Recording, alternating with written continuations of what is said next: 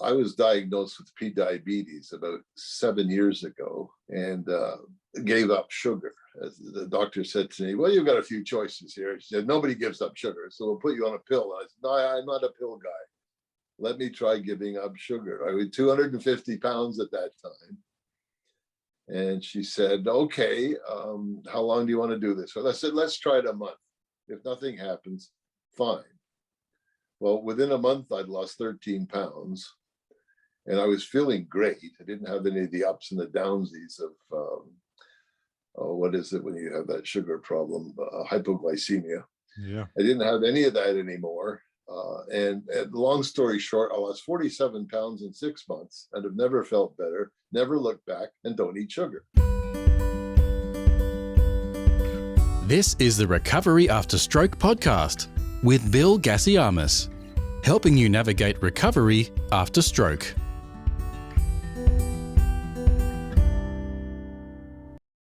Hello and welcome to another episode of the Recovery After Stroke podcast. Now, recently, Spotify released a new feature which allows people to rate their favorite shows similarly to how the Apple Podcast app allows it. If you think this show deserves it, I'd love it if you leave a 5-star review. This will help the show rank better on search engines and help newly diagnosed stroke survivors find the show, and therefore, hopefully, it could make their life a little better on the way to recovery. So go along to your favorite app, share what the podcast means to you. It really will make a huge difference, and I will really appreciate it. Now, thanks so much for tuning in to today's episode. This is episode 179, and my guest today is Frank Mills, the world famous musician who, amongst other things, wrote the popular piano track Music Box Dancer. Frank Mills, welcome to the podcast. Nice to see you, Bill. Nice to see you. Thank you so much for being here. I really appreciate it. That's a pleasure. Frank, tell me a little bit about what happened to you. Well, it was November 28th, just a little bit over a year ago. And I was in the shower one morning. Never had any inkling about any of this. Eat well, get lots of exercise, outdoors farmer type guy, play the piano for a living. That's over. I retired in 2018. So it wasn't a question of a major interruption. But on that morning, I remember in the shower, all of a sudden my legs gave out from under me. And I sort of felt I was about to plop onto the shower floor, which is never good at any. I'm 78. Well, I was 78 at the time. I'm now 79. And I thought, this is not good. So I quickly called Brenda, who just rescued me with this podcast, and my technician and able wife and head nurse. And I just said to her, I'm having a stroke. I know it. So we got to get to the hospital right now. So we made it to the car. I could walk. The stroke thing was sort of brief. And I was able to walk to the car, albeit very nauseous and not feeling normal at all. And hence the decision that I had thought I was really having a stroke. It didn't make any sense for anything else. It was so sudden. And we got to the emergency ward in the hospital, and I walked in, quite normal. And I just said to the receptionist in the hospital at the emergency ward, I'm having a stroke. And she pressed this button, and 2 guys appeared, put me in a stretcher, and up we went. I never saw Brenda for 3 days because of COVID. She wasn't allowed in the hospital, but she had the presence of mind to bring my cell phone to the nurse at the reception in the hospital, which made the whole thing a little easier. But that's briefly what happened. And I had no real inkling that my prognosis was correct in the first place until the nurse sent a doctor with the boys who put me in the stretcher, and up I went. And he knew in 1 minute I was having a stroke. So that it wasn't, a bad diagnosis on my part. But I guess the suddenness of it was what surprised me, and the lack of symptoms beforehand. So you didn't have nothing, any of the typical symptoms, nothing at all? No. And you just started to feel unwell. Now, what kind of stroke was it? Was it an ischemic stroke? Well, no, it was a spontaneous vertebral arterial stroke. Oh, you mean the stroke itself? Yeah, was it a clot that occurred? Yeah. Well, yeah, clot occurred. They don't quite know. There were two interesting things that came out of this, which I suppose comes out of most strokes. One of them was that they did a CT scan on me instantly. I wasn't in the hospital an hour, and they did that. And this might clarify your question. When they looked at it, the doctor came down and he told me that although there was a bit of a shadow, they couldn't see everything perfectly clear. He said, your brain is very clear of cholesterol, and it had nothing to do with that. We think it's probably some matter that got released from the artery when it dissected. And the dissection caused some, I mean, this is all on a micro level, I guess. A few cells would have done it. And it was a pons. A pons stroke, yeah. A pons stroke, yeah. And I guess in the sense, he kept saying to me, you're a very lucky man, because this could have been a lot worse. And as that proved to be true, I'm feeling really well these days. We can talk about the hangovers, but really I'm lucky to be where I'm at. And I have read a lot of your notes and information. Thank you. And listened to a few of your podcasts, which I enjoy.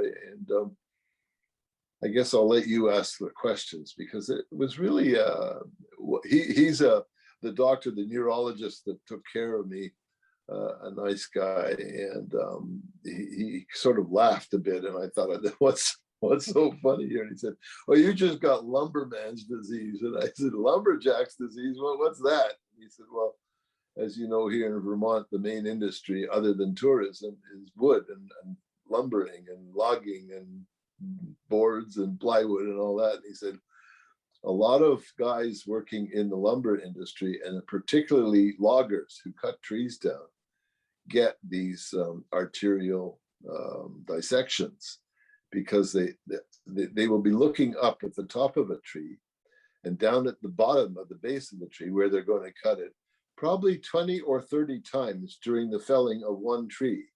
And this might go on 50 times during a day. And he said it just puts an awful lot of stress and friction on those arteries that tuck under your skull up in that area, that come out of the spinal cord column and tuck under there. And he said the best way I can describe your stroke is to say if you've been strangled and you survived. I thought, well, wow, that's lovely, isn't it? But in hindsight, it's sort of a good way of putting it. These arteries are not as strong as I thought they were, and they tend to be very flexible and multi-layered. So that's all I could gather out of it. And I was only in the hospital for 2 days, and they let me go home. And then the dark wall hit when I got home. It's really lovely to speak to somebody who, quote unquote, got away with it, because very often the majority of the people that I've had on the podcast who have had, firstly, a stroke, secondly, some kind of a vertebral artery dissection or a carotid artery dissection, yeah, they usually don't get so lucky. And perhaps the dissection is more dramatic and it causes more problems, and therefore creates a more serious stroke. Now, all strokes are serious. The fact that you've had a stroke, that's serious. But the fact that you had very small amount of time between the time that it happened and then you acted and went to hospital, A, and B, the size of the dissection and the small particles, for example, that they released, meant the brain wasn't starved of oxygen for an extended period of time. It was just a small interruption, and therefore was able to come back. But even you, who got away with it so well, you just even mentioned that you had dark times. So what were they like when you came home from hospital 3 days later? What was going on? Well, that's the big one that I think everybody having a stroke goes through. And I had done very well at the hospital. I was up and about. They were walking me down the hall, the corridors, the same old stuff. And I was having a great old time with the nurses. I mean, it was just almost normal. You old dog. Although there was this looming thing when I was on my own. It was a little different going to the washroom in the hospital. There was a little less confidence there. And on Monday morning, when the doctor came, because this happened on a Saturday morning, and on Monday morning, and the doctor came in, he said, "We're going to let you go home, but," he said, I caution you, you're doing very well right now, but," he said, "when you go home, you may have some dark moments." And I sort of wondered, well, what's this I'm supposed to be looking for? And he said, stairs in particular are going to give you trouble because your balance is off.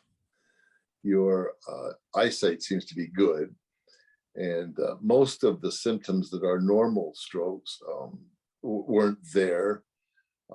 They were constantly taking testing by movements of my toes, my feet, my hands, my arms, my ears, my sight, my smell, my hearing, and everything else. And they were all quite good. So I left the hospital in a wheelchair down to the car, and my wife drove me home. And I got to the home, and we walked, and I got to the stairs. I've never seen stairs in 5 days now.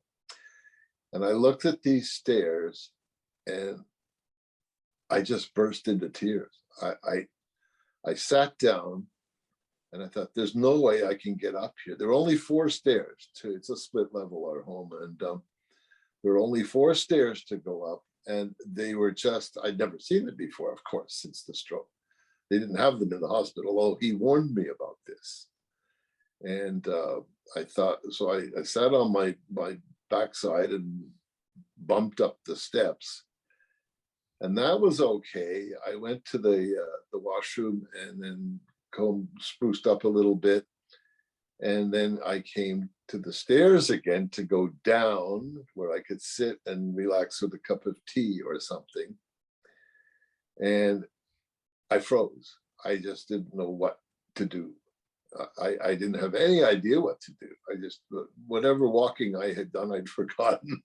And whatever going down steps I'd thought about meant nothing. And I sat down on my backside again, thinking, this is the only way I'm going to get down these stairs. And I burst into tears. And I remember saying to Brenda, you know, if this is the way life is going to be for the rest of my life, I'm not so sure I want to live it. Because at that time, it just seemed all the walls caved in. Everything just caved in. Yeah. It was my one dark moment, which I'm sure everybody with a stroke goes through, especially if you've been really hurt. Yeah. And I wasn't that bad, you know, but you don't realize that at the time. You don't know. Yeah, it's the worst possible situation. Yeah. You can't walk up and down stairs, and you've got all the rest of your faculties, but you can't do that. You remind me of my dad. He's 79, I think, as well. And he had knee surgery, Frank, which meant that he had to go through 2 or 3 months of rehabilitation. He's a heavy guy as well, right? And that 2 or 3 months, I can honestly tell you that he was depressed because he wasn't able to get around. Now, he's been, touch wood, he's been really well his entire life. I've never known him to be unwell. And I'm nearly 50 years old, so I've known the guy a long time. Sure. And this 3 months was enough to spiral him out of his regular state of, you know, being generally upbeat and happy-go-lucky to being really, really difficult to shift from, you know, these sort of dark thoughts that he had in his head. And it was just knee surgery. He was always going to get better from it. It was always going to work. It just needed him to be on his bum for a little bit of time. But it was strange how quickly he got there. So is that unlike you as well? Normally, are you upbeat? Do you normally have any concerns about being so dramatic about life, about if it's going to be like this, then it's over? Like, is it that dramatic? Has it been before? No, never before. Well, maybe once before, but that was years ago when I was under some psychiatric care for a while for some issues I had as both my parents died when I was young. So it made my upbringing difficult. And there were some moments through my life that that situation After I was about 10 years of age, due to medical problems, my family became basically dysfunctional. And so I was really on my own as a young man and without guidance. So there were some psychiatric, mind you, the best thing, I'm a great believer in psychiatry. I found a psychiatrist who was just a super guy to begin with, and he understood my problems, and we solved them together. And he said to me, give me 6 months and you'll be feeling a lot better. Well, that's the only dark moment I ever had until the stroke. Do you feel like the doctors of the hospital let you down? They told you that you were going to have trouble with stairs, but yet there was no rehabilitation before you went home. Do you think there was something missed there? Was there an opportunity to help you that got missed? Well, I think there were two things. I think in part of what you're saying is true. If I'd had 3 more days at the hospital, maybe we would have found a flight of stairs somewhere and done it. So maybe I was released a little bit prematurely. I've always had this chameleon-like effect on people that, oh, don't worry about Frank, he's fine. Look at him, he's great. He's out there in the farm and doing lumbering and still back chopping firewood again and milking the cows and all the rest of it. And so I wouldn't want to blame anybody if I don't think, if there'd been a lot more time. And hospitals today, beds are COVID just not available. And so I don't think there was anything that could have been done other than the fact that I guess I didn't take it seriously enough when they said stairs are going to be an issue. But oh yeah, sure, stairs, trees, hills, who cares? Get on with it, Mills. And so that was the issue. And Brenda, of course, she burst out into tears. We were sitting on the stairs, bawling our eyes out. And I finally said, enough of this stuff. Let's have a cup of tea. So that ended it. We got down the stairs, sat in the sofa in the living room by the fire, had a cup of tea. And I went to bed, I guess, tired and exhausted is a more right word. And woke up the next morning and the whole attitude had changed. Of course, I love mornings. I love waking up, especially at 79. That's a major accomplishment every morning. I'm alive again for another day. It's not all that bad, but that's kind of the scenario, because I have a pretty good sense of humor, which always sees me through these things. Anyway, I basically said to Brenda, we're going to beat this. I'm not, this is ridiculous. So we started going for walks. And then the first walk was out to the balcony, which is only about 10 feet. And I had a walker and a cane and whatever I needed. The post-operative care, or wrong word perhaps, but the post-stroke care was excellent here. The facilities in Vermont at the local hospital, especially, I had 6 weeks of intensive rehabilitation, muscular. I had the 3 things.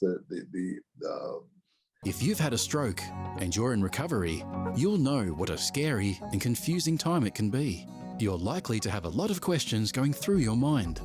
Like, how long will it take to recover? Will I actually recover? What things should I avoid in case I make matters worse? Doctors will explain things, but obviously you've never had a stroke before. You probably don't know what questions to ask. If this is you, you may be missing out on doing things that could help speed up your recovery. If you're finding yourself in that situation, stop worrying and head to recoveryafterstroke.com, where you can download a guide that will help you. It's called 7 Questions to Ask Your Doctor About Your Stroke. These 7 questions are the ones Bill wished he'd asked when he was recovering from a stroke. They'll not only help you better understand your condition, they'll help you take a more active role in your recovery. Head to the website now, recoveryafterstroke.com, and download the guide. It's free. The eyes, the muscles, and what was the other one? The speech, because my speech was a bit slurry, and that was nothing to me. Okay, my speech is slurry. The doctors had basically said, in your case, it may take about a year, but you're going to be doing a normal life in 2 or 3 months. So that spurred me on a bit.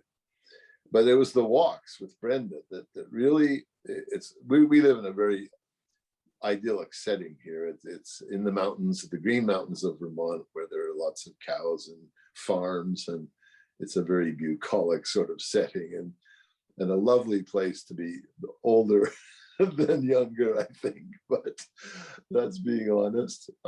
So we started our walks, and the first walk I remember was down the balcony a couple of times, and I thought, oh, the fresh air and the scenery, and gosh, this was slowly getting back to where I started.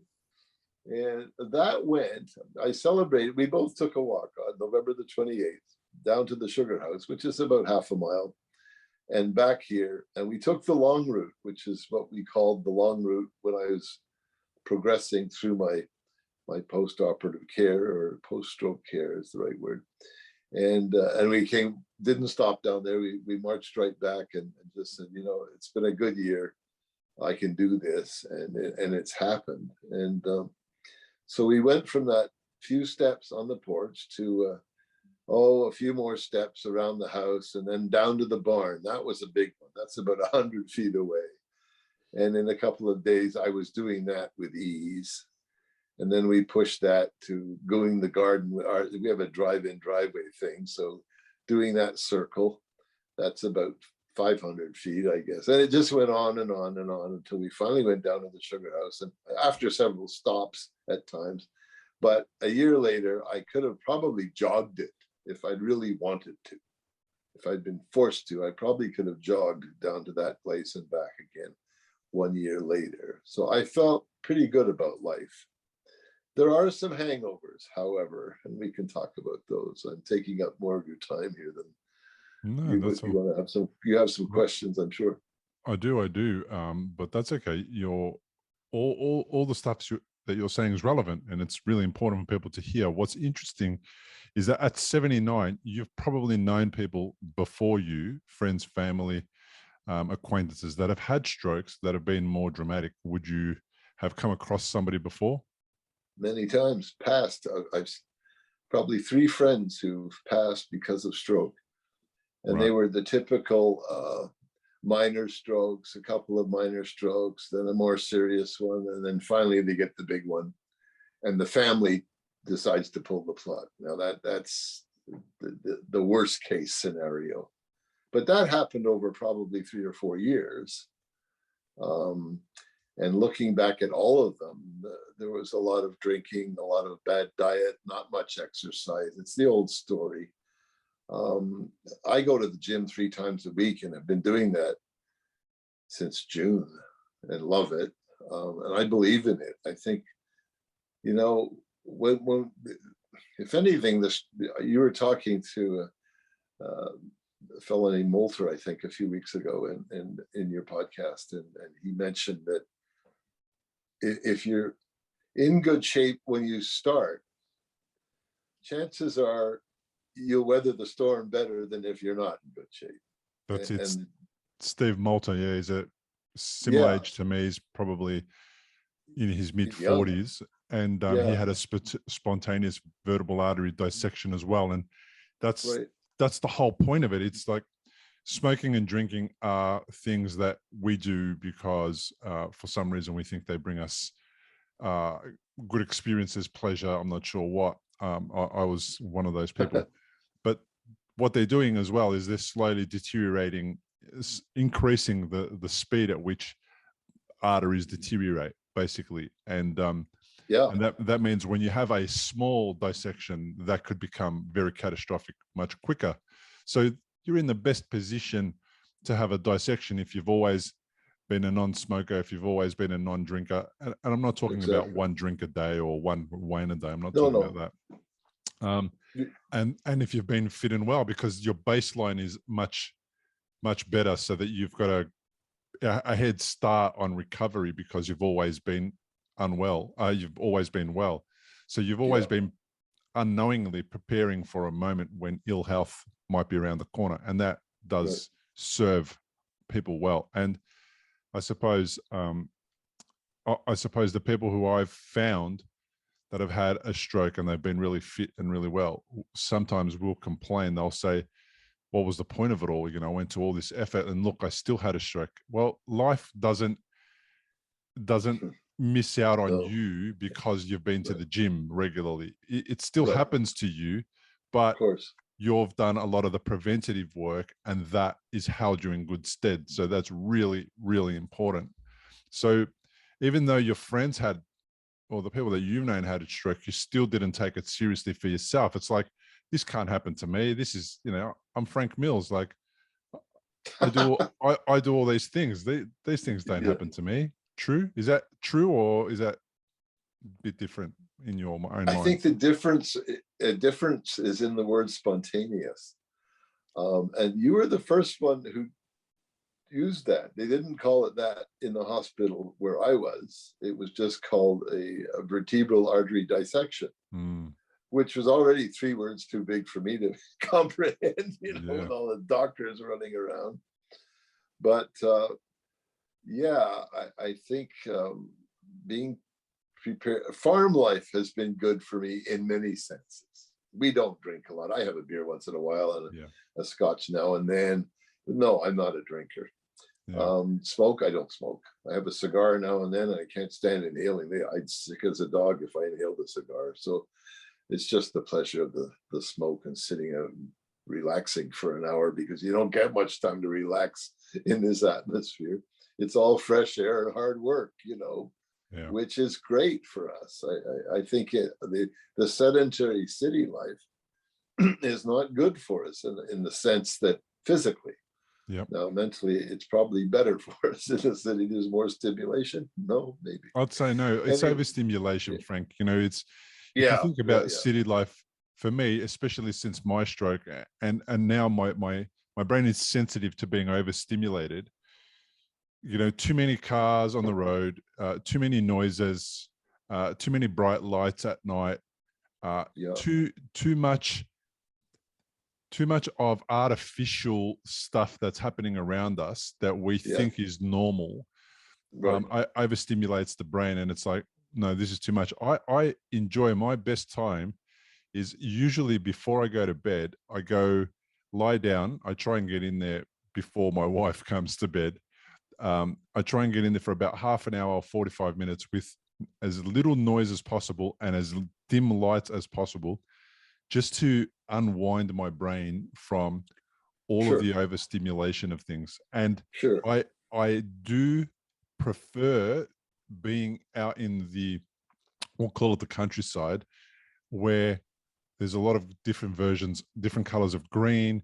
There's blue, there's gray, there's all the different colors of nature, and there's not a lot of noise. And there's just, you hear the, you know, the trees and the wind, and you can see far into the distance rather than these short distances. Like, for me, that Yeah, has always felt like home. And my wife says the same thing about the beach, but for me, it's the hills and the country. So I, the city life is exceedingly becoming more detrimental to our health, well-being, mental health as well. But because it's a life that is, I think we're living it because other people are making us live in the city. Work is there. Then we yeah, go into offices. You know, we're doing a lot of things that we prefer not to be doing, but we're stuck in this rut of mortgage and bills and school fees and 2 cars and all this junk, right? That describes me before the stroke. I was a mess before the stroke. I've never been better since the stroke, and my physical symptoms are daily. It's not like I've been able to recover from my physical symptoms, but I've never felt healthier because even though I still live in the city, I've withdrawn from the uh, from the commitment to doing things that overstimulate me, and I'm becoming right. aware of it.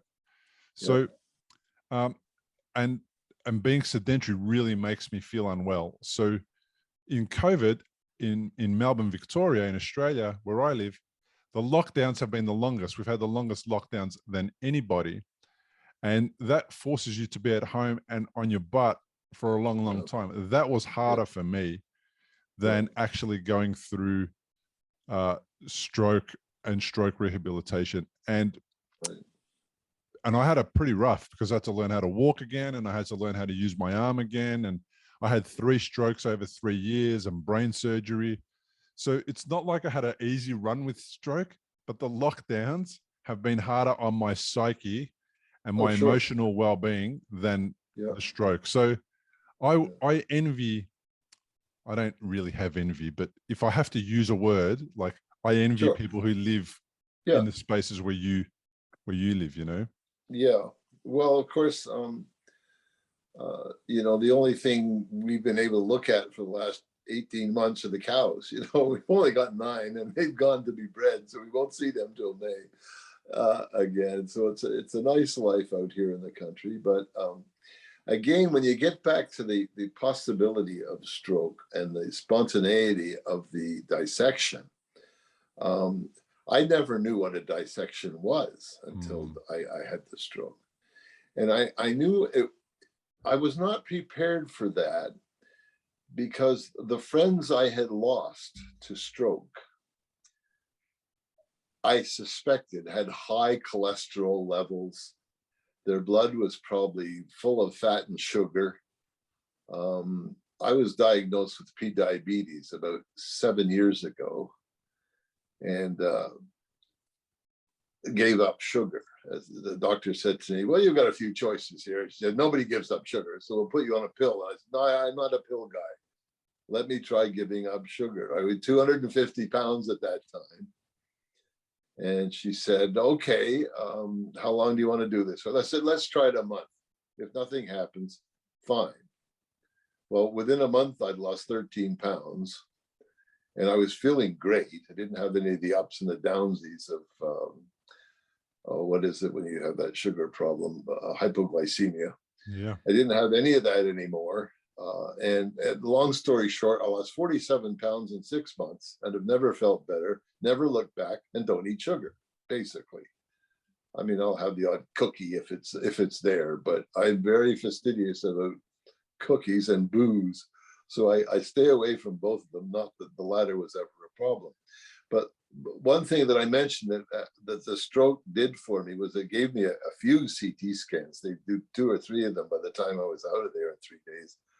And the doctor said to me, you'll never get a stroke caused by cholesterol. Your brain is as clean as a whistle. And they had looked at every aspect of it. So there was a difference to me, Bill, between the dissection type of stroke, which is caused really, the doctor had said, a lot of guys have dissections and don't know they had them. Yes. He said they get better and forget about it. They may have a headache or something like that. But and of course, I didn't have that. I did have a stroke, but I think they're very different medically speaking when you have a stroke that's caused by arterial blockage. Yes. As opposed to dissection, which can be, it could also be equally severe, as you pointed out earlier.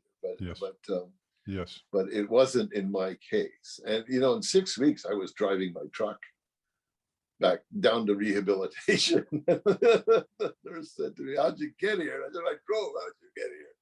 She said, you what? Of course. And she said, yeah, I guess you are, aren't you? You live on a farm and it's all normal to you and you're back walking again because you have to go and walk anyway, don't you? And I said, well, I don't have to, but I'm doing it. Yeah. And walking was good. And it's funny, my left side was the one that got hit because of the stroke. And the things that originally I remember, my speech was a bit slurry. And my left arm was not in control of what it was doing. I couldn't lift a glass to drink with my left arm. And my left leg was it would do what I call a dipsy doodle every once in a while. There was a screw missing up there. The brain was not quite firing on all 8 cylinders, as they might say. And slowly that all came back with great therapy. They had marvelous therapy nurses and physical therapists there at that the center I went after, which lasted for 6 to 8 weeks, I guess. And after that period, the main physical things of the stroke began to subside rapidly. And today I'm left, I'll do a dipsy doodle like Holland with my left leg every once in a while. I'll be out working down at the sugar bush on log cutting or splitting firewood, and I'll sort of lose my balance a little bit, you know. And one day I just rolled over on my side. It was so funny. I couldn't believe what was happening. I just rolled over. If anybody'd seen it, they would have found it hilarious, because I looked just like a snowman if you push them and they roll over. And I thought, what's going on here? And I realized that, and they had told me about this. Once in a while, the connections or the synapses are not all firing, you know, and you just hope that this will go away. So the result of all of this is, yes, they've mostly gone away. But my left hand as a piano player was frustratingly slow after the stroke. In fact, I could no longer play professionally. I would not play in front of people. And I gave up playing for my own enjoyment, for better or for worse. Perhaps I retired anytime. It was a good time to retire anyway. But the stroke pointed out a couple of things. And one was that it wasn't a cholesterol event. It was a physical event. And also the piano playing thing is coming back slowly but surely. I'm not rushing it. But as I said to Brenda, I'm at a point now where I don't think I can blame all my bad notes on the stroke. You know, I'm not practicing enough. I've lost my chops, as they say in the business. So that being said, you know, we're back to a point where the dark days are over, and there weren't many of them. If in fact, I don't think there were more than one or two. And I'm sure everybody has them in different severity levels, and it's all part and parcel of it. Yeah. The piano playing is probably going to be a really good, gentle rehabilitation. So, yeah, I mean, you know, if I could encourage you to do anything, is just get back into playing the piano, and just for the sake of enjoying it, and then at the same time challenging yourself to see if you can overcome, you know, your lack of practice, and then it's actually really good rehabilitation. I get that as a professional musician, though, you might be frustrated about that, and you might be a perfectionist, and you might be all these things, and you're thinking, it doesn't sound, well, what's the point of doing it anyway? But the point is that you don't have to be perfect. You're just playing for yourself. You're not creating the next gold record, because what people don't know about you, or most people won't know about you, is that you are quite well renowned for your music. And let me be honest with you, is I enjoy the music that I've listened to you, and the one that I recognize you the most for, which is Music Box Dancer. But when my children, who are 25 and 21 now, were in their cribs, right. The Music Box Dancer used to drive me nuts, Frank, because it was on all the time. We had it on as much as we could alone. To get them to sleep. To get them to sleep, all we had that mobile thing that went around and around in circles on top of their crib. We would crank it up, and all we would hear is the Music Box Dancer. And for people who don't know what the Music Box Dancer is, you will recognize this. And just give me a second while I press play on the YouTube file that I've got here, and have a listen to this Music Box Dancer for a moment. And because it connected me with that time when my kids were little, and it was lovely for us, you know. And then I thought nothing of that music. I'd never thought of the person who might have created it, and I never thought that there would be somebody who would reach out to me 25 years later right. and say, hey, Bill, I'm this guy, Frank Mills. I had a stroke, and my claim to fame is, amongst other things, is this track, Music Box Dancer. And to me, that's why I'm really fascinated about this stroke recovery podcast, Recovery After Stroke podcast, because it's brought people from all over the world to me that I've met, and they all come from amazing backgrounds, and I've learned so much from them. Right. And I haven't had a guest that's been 79 years old. The majority of the people that I've had on have been, say, 55 and under, which is really unrepresented. That part of the stroke community is really unrepresented out in the world. You don't hear much about young stroke survivors, but there's a ton of them. Oh, And sure. unfortunately, I think you don't hear about old stroke survivors is because most of them don't get away with it. So the fact that you're here is really good. Tell me about the career that got you into this situation where you're the creator of the Music Box Dancer, and you've had a gold record because of it, at least in Australia. Yeah. Well, I started off with a rock band when I was about 25, 28 years old, called The Bells. And they actually had a #1 hit that I played piano and harmonica on in 1971. That's a long time ago. But I actually arranged that piece and played a rather large role in producing it. I don't know if you're familiar with the various stages of recording, but they're all usually different people. I happen to be the one guy who did it. But after the record went gold in the United States, it went to #1, called Stay a While. You can look it up by The Bells and you'll hear it. It's a very soft, gentle ballad. The Bells was a rock group in Canada at the time.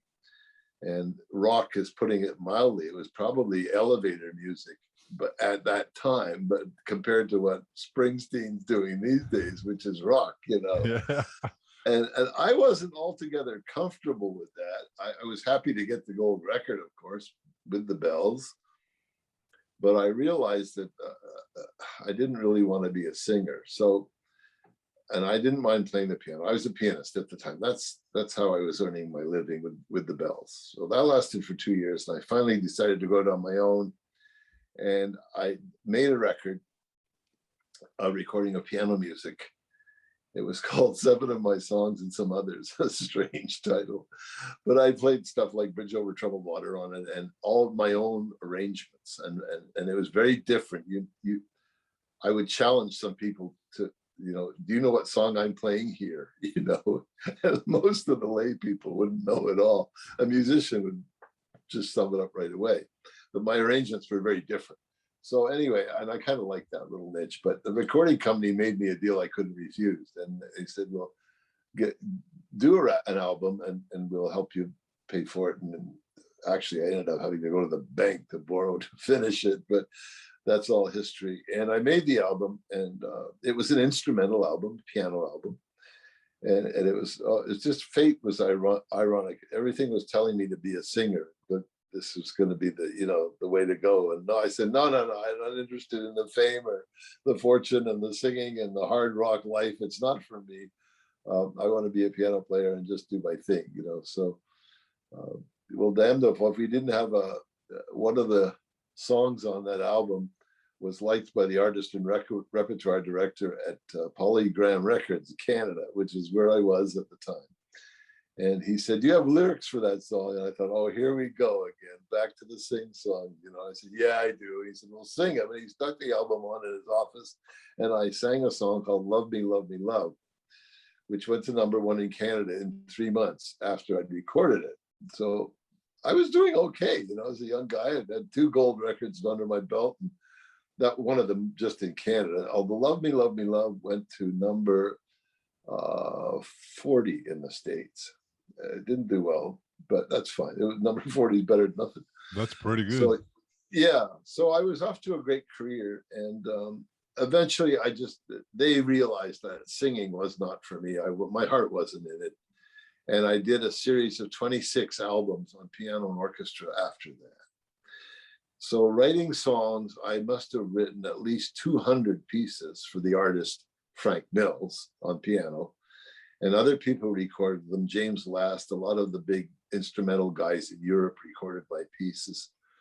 and in the States. And Ray Conniff he liked my music, so he recorded a lot with his orchestra and chorus. And there were a lot of cover tunes. A Music Box Dancer really, Bill, was one of 200 songs. My kids liked it, and I realized up-tempo pieces are not common. They're happy pieces of music. It's easier to write a soppy ballad than it is to write an up-tempo happy piece, right? And I wrote a lot of my soppy ballads. There are many of those. But yeah, so eventually, Music Box Dancer should never have been released. It had such a tough time going from one drawer to another drawer and being turned down by virtually everybody in the business. And finally, a fellow from England was on loan to Polygram Canada, or Polydor at the time, and he said to me, "What's that tinkly piece you've got on that album that you put out years ago?" And he said, "I kind of like that." And we released it.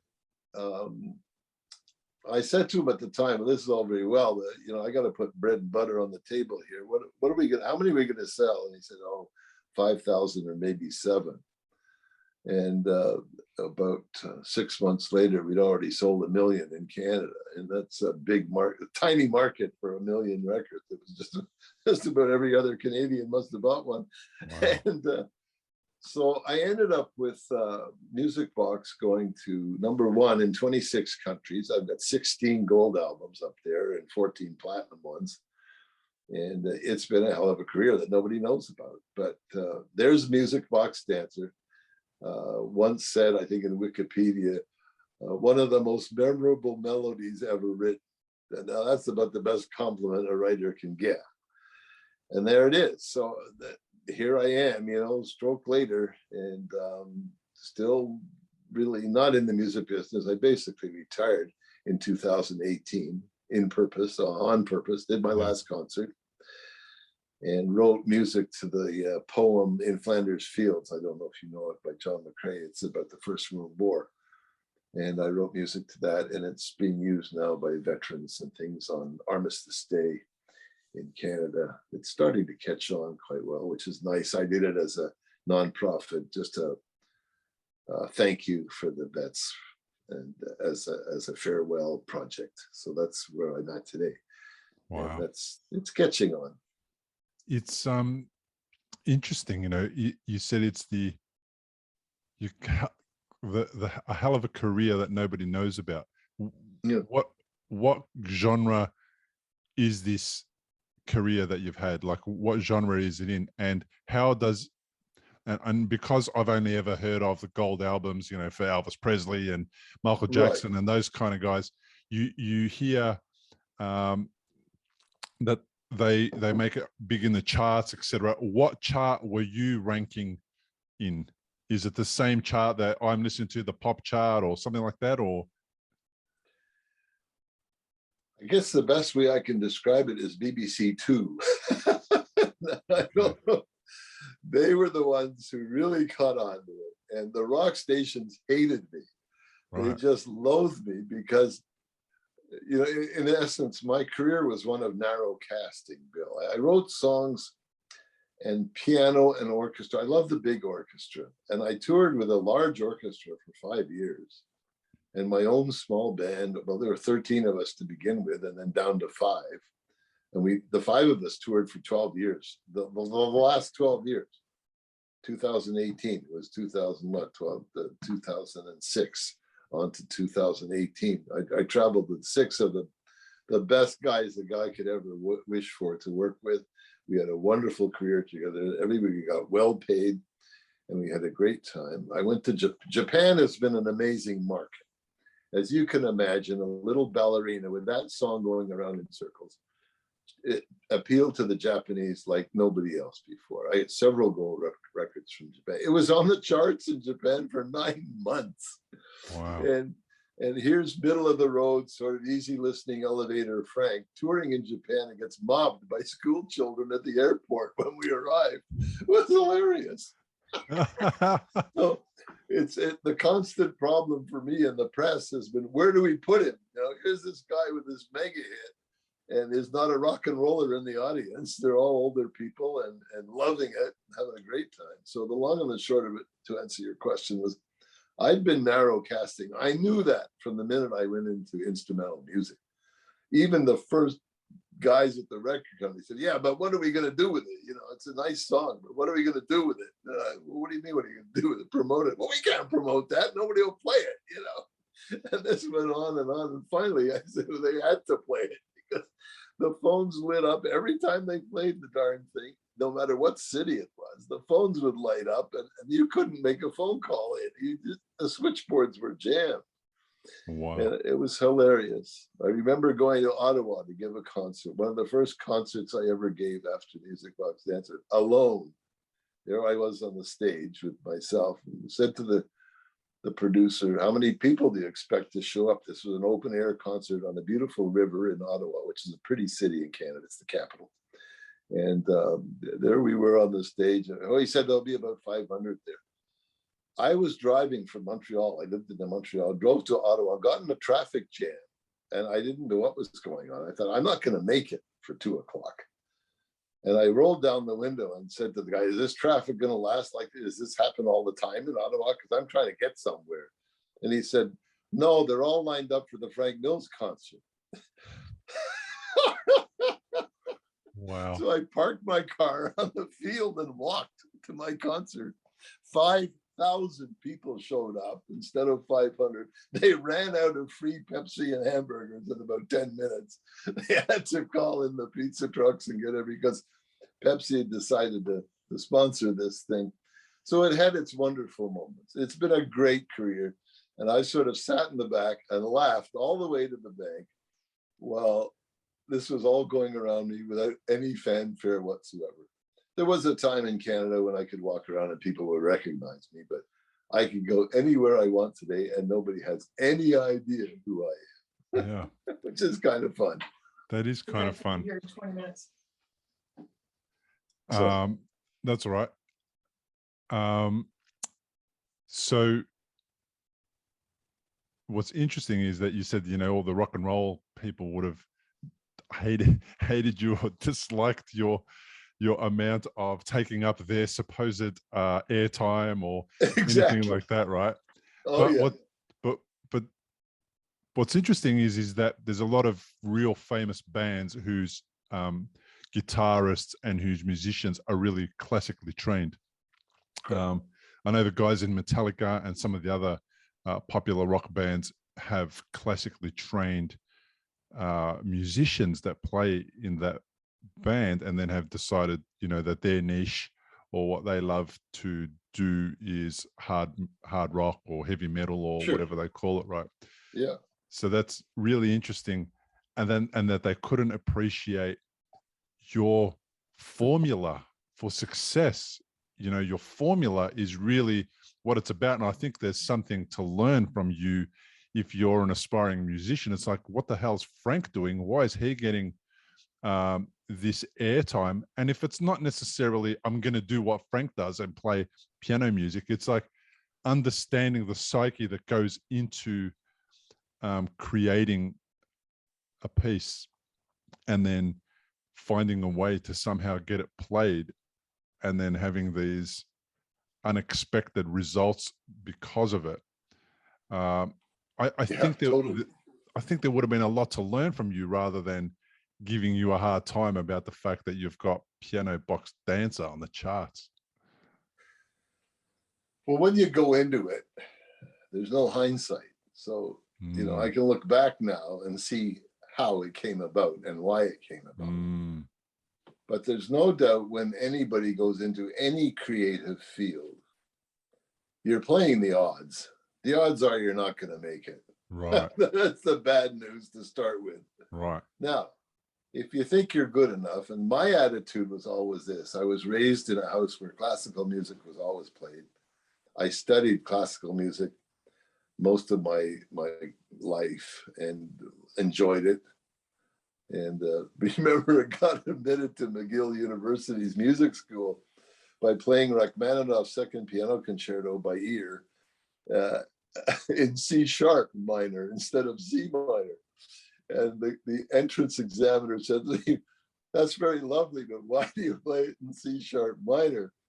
And I said, "I don't really know, but I play along with the record. I guess my turntable's turning a little quicker than it's supposed to." And he laughed and he said, "Yeah, you're pretty good. You're in." So that was the end of it. We had a good laugh about that. But there's how it all started. I mean, it was just a weird situation that I said, I'm going to take this as far as I can. Wow. I'm no Bruce Springsteen. That didn't happen. Quite honestly, he just sort of sold his catalog for $500 million, but I don't need that kind of thing. I would be afraid of that type of life. I wouldn't. And a lot of the rock guys I know in the big rock bands, you know, they've had a hard life.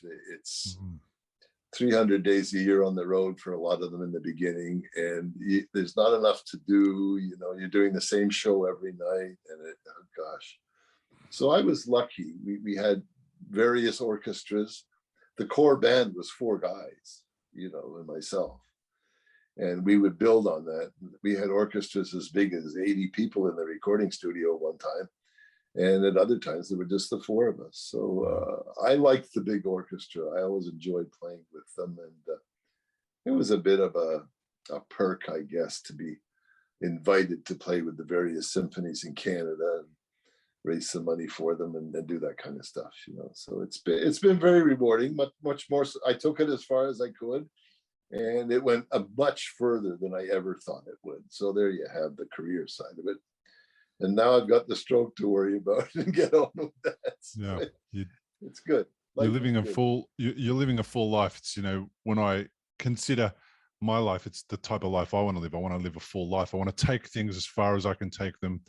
And I never was like that. You know, the stroke really made me wake up to myself. It does. You know? It does waken you up. Yeah. And pay attention to what's important and having a go and giving things a try and letting fear, you know, not override my decision making, and, you know, stopping all of that rubbish and just basically getting on with it. You're a great example of how to go about life. Give it a go and then try something different if it doesn't work out, and live relatively healthy, avoid all of the things that we think we're supposed to be doing because others are telling us to do. Oh yeah. And then it's not really us, you know. That going into the music career for you, you know, it would have been difficult for most people to resist being told you should be a singer, Frank, because they're looking at that and thinking, well, there's a paycheck at the end of that, you know, I may as well do what they're telling me to do, right, and live some kind of version of a career right. in this field. And you've gone, no, I don't want to do that. You've done the exact opposite. It wasn't my style, you know. I've tried to be honest to myself. Yeah. I think going through a few hard knocks when I was young set me up for that honesty. I had to look in the mirror an awful lot and right. say, where is this going? You know, yeah. What do you want to do about it? And I remember finally taking the plunge into music, which I equate as going off the high diving board, holding your nose and your trunks fall off on the way down, you know. And it was full of that. There was a lot of humor that kept me going. Because I like a good story, and I like being with the audience, and we related to each other well because they were older. They were not the younger crowd. They would bring the babies and the children like you had, but there was a big gap in there. I never saw the rockers. They were too busy at the Springsteen concerts, and that's fine. I had to admit that, though. You know, I had to realize that, sorry, Frank, you're never going to be a superstar, you know, but by narrow casting, as I call it, I did find a niche that seemed to work. I was certainly blessed. I led a blessed life. I tend to have I spend a lot of time thanking the Great Spirit. I'm not overly religious, but the Great Spirit looks after me very well. So especially with the stroke thing, it's been a blessing in disguise because I've learned a lot about myself that I didn't know. And some of it's pretty good. I'm pretty happy about having recovered as well as I have, and my wife has been instrumental in that, if I can use that word. Yes, lovely, man. It's a great way to round up and finish up the episode. I really want to thank you for reaching out because I very rarely hear from older folks who've had a stroke, and it's really important that I put the message out for everybody. This is not just a podcast for people that are young that have had a stroke. It's for everybody. So I'm glad that you did that. I'm glad that you told me about your career in that in that email that I received, because you were reluctant to come on the podcast, but I thought there's no way I'm going to let him get away with it. I needed to have him. I needed to meet the guy who used to drive me nuts at all hours 25 years ago. You weren't alone, let me tell you. Listening to this music on repeat and nothing else. And drive you crazy. And I'm so glad that we had it, because it settled the babies, it calmed them down, and it made it possible for us to get some sleep every once in a while. So I didn't know that I was going to be thanking you for that 25 years later, but thank you for that. And thank you for being on the podcast. And it's so great to see that you're doing well and recovering. Well, thank you. And I enjoy your work. You've been really very helpful, I'm sure, to many people, not just me. And it's a good thing you're doing. I really admire you for it. Thanks, Frank. Thank you. Thanks for listening so far. When we got to the end of the interview, and as we wrapped up after the interview ended, Frank realized that we hadn't discussed fatigue, which he experiences from time to time. So we had a chat about it, and this is the little bit extra that Frank wanted to discuss. We didn't talk about fatigue. That's probably the one major thing I'm left with is fatigue. It's feeling tired maybe 1 or 2 days a week. So what happens? Do you go through 2 or 3 days where everything is okay, and then you have a couple of low days and fatigue is? Yeah, I don't want to go to the gym, and I do go. And once I get exercising and blood flows again, I come around a bit.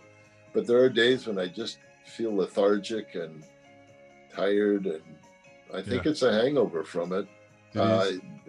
He said it might take 2 years to get rid of that one. It's very common, right? And it's the main thing that's more debilitating for most people than anything. I hear about fatigue a lot. For me, so I'm about 10 years into my journey next February. So the fatigue has mostly gone. If I have a bad night's sleep, maybe 2 nights in a row, the third day is terrible, right? And I can't do much. Sleep is critical. Yeah. And the fact that you've quit sugar has actually made your fatigue better. You might not have realized it, but the sugar and those high carbohydrate really have a big impact on the body, the nervous system, and the brain. And taking that out of your diet means that your fatigue bouts will have been less regular and less dramatic. So the good thing about fatigue is that you notice when it's happening, and it's telling you, Frank, what you got to do is change something, or you got to rest and basically just go with it. That's what I did. And I see it as a signal from my body that I cannot ignore. And now I pay attention to it, and I do what my body says, just go and rest. And if I've got appointments, places to go, people to see, it's all not done. Nothing's done. If I've got a podcast to edit, nothing is done. I just go down, I lay on my bed, whether it's on top or under the covers, and I just relax. So fatigue for me gets better. A lot of people report that it gets better over time, but some people still struggle with it after many, many years. But the majority will say that it gets better, and it's easier to overcome. And I hope so. It's early days for you, Frank. The honest truth is unfortunately, stroke's not like a broken leg. No. There's no timeline on it. You can't say 6 weeks and you'll be up and about. It's not like that. No. So. Well, thank you. We'll talk again. My pleasure, mate. You're welcome. We will talk again. And I enjoyed this thoroughly. Thank you so much. It's been a pleasure. I enjoyed it too. We'll see you again. Bye for now.